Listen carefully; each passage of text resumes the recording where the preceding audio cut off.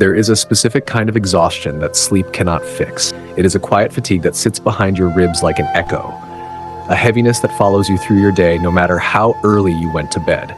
It is not physical tiredness. It is not mental fatigue.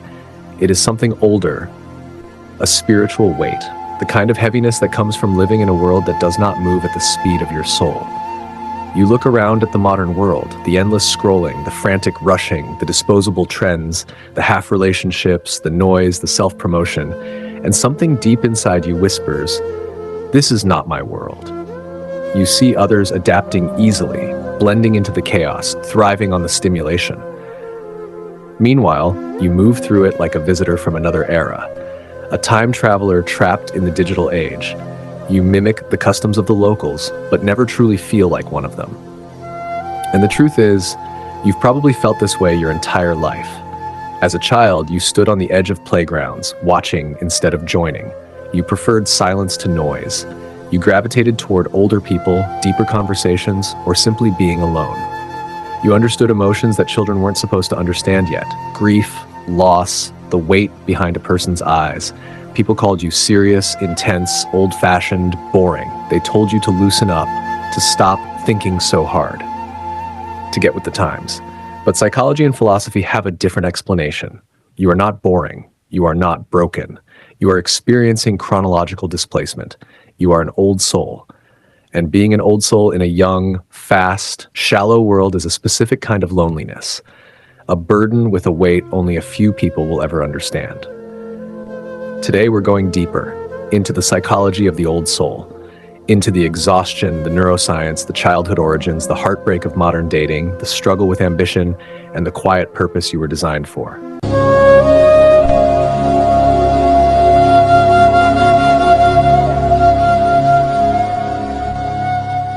Let's begin with the truth no one tells you. Old souls reject speed. We live in an era of hyper-acceleration. Everything is optimized for instant gratification. Fast food for hunger, fast fashion for identity, Tinder for intimacy, TikTok for dopamine. The modern world worships width. How many followers, how many experiences, how many achievements can you pile up in the shortest time possible? But you were built for depth. To you, speed feels like violence. Rushing through a conversation feels wrong. Rushing through a relationship feels empty. Rushing through a life feels like sacrilege. Your internal rhythm runs on analog time. You crave slowness. You crave intention. You crave things that take time to build. You want to read one book deeply, underline it, think about it, return to it, rather than skim 10 articles. You want to listen to an album from beginning to end, letting the music soak into you. You want to truly know one person's soul, not the highlight reels of 500 strangers. This mismatch creates something I call digital vertigo. Open social media and your nervous system clenches. The flashing images, the screaming captions, the relentless competition for attention, it overwhelms you physically. Others thrive on this stimulation. You recoil from it. You feel like you're moving underwater while everyone else sprints across the surface. And because you refuse to keep up, you sometimes feel like you're falling behind. But you are not falling behind. You are simply refusing to run a meaningless race. The world is sprinting toward burnout. You're the one pausing to ask, where are we even going? Then there's the deeper insecurity, the fear of being boring. You've gone to loud parties or crowded events and felt like an alien. You've stood in the corner with a drink, wishing you were home with tea and a blanket. You've watched others lose themselves in noise and wondered why it doesn't make you feel alive. Let me reframe this with neuroscience.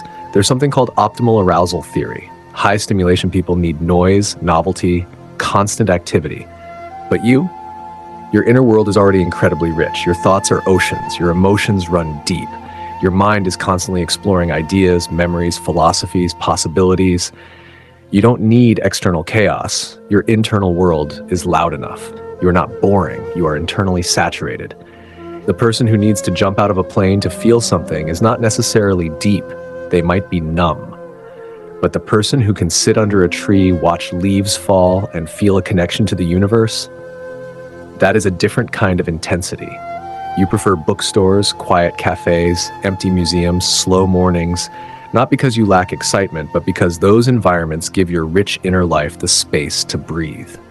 Where does this old soul wiring come from? Psychologists often find a shared history: the parentified child. Maybe you had a chaotic home, or parents who leaned on you emotionally, or early trauma, a loss, an illness, an upheaval. While other children were protected, you were exposed. You saw the fragility of life too early.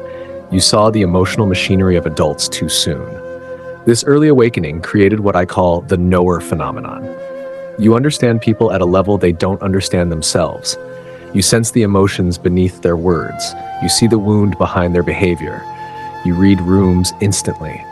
This is why people confide in you, why strangers open up, why friends come to you when their world collapses. You radiate safety.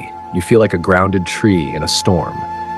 But this gift becomes a burden because you hold others so well, people forget you need holding too. So you retreat into solitude, not from arrogance, but from necessity.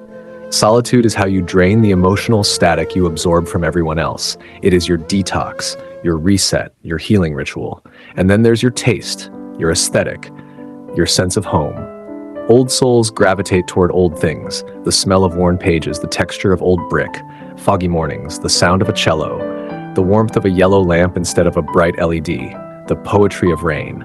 You feel comfort in things that are imperfect, aged, and real. This is the spirit of wabi-sabi, the beauty of impermanence, the dignity of wear, the truth of things that have survived time. The modern world is obsessed with the new, polished, flawless, sterile. But you crave texture, history, meaning, objects with fingerprints of time on them. This creates a longing called anemoia, nostalgia for a time you've never actually lived, not because those eras were better, but because they were slower, more intentional, more human. Dating, for the old soul, is its own battlefield. Modern dating is built on disposability, swiping, ghosting, options, minimal investment. To an old soul, this is horrifying. You want depth.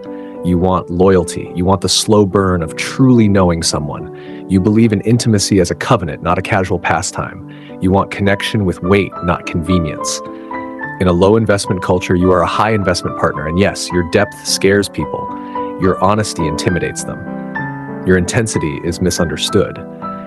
Many old souls eventually choose solitude over shallow connections.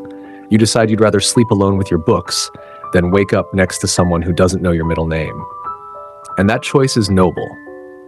You're not bad at dating. You're simply using a currency that modern society doesn't value properly. Don't lower your price. Don't shrink your soul. Wait for the one who craves depth. Wait for the wine drinker, not the water sipper. The friction you feel with the world isn't just emotional, it's economic. We live in a culture obsessed with hustle. Brand yourself, optimize your routine, monetize your hobbies, climb the ladder. But you don't care for ladders, you care for meaning. You're not lazy, you're existentially allergic to meaningless work. You don't burn out from effort, you burn out from futility. This is why corporate environments feel like death to you. You need purpose, you need passion, you need a calling. Without it, your soul shrivels under fluorescent lights. And this brings us to the real answer to your why.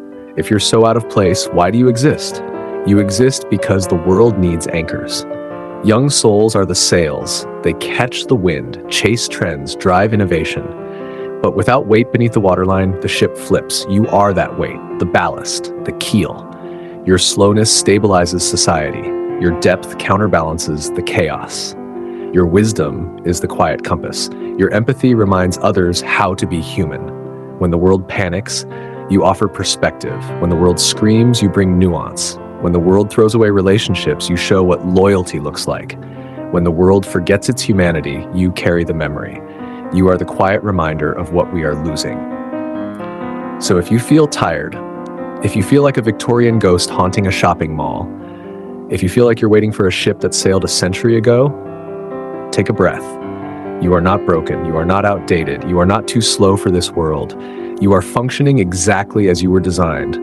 You feel the friction because you're dragging on the ocean floor, keeping the rest of us from tipping over. Do not apologize for your gravity. Do not apologize for your depth. Do not apologize for needing time. Build your sanctuary. Fill it with old books and warm lights and good music. Find the other time travelers. They are out there, searching for you as intensely as you're searching for them. And when the world becomes too loud, retreat, not to escape, but to recharge the wisdom the rest of us will need when our batteries run dry. You are not wrong. You are simply ancient. And in a world of children, the elder is always a little lonely. Thank you for taking this mind trip with me. Until next time, take care of your mind. Don't forget to subscribe and like, and I'd love to connect with you in the comments.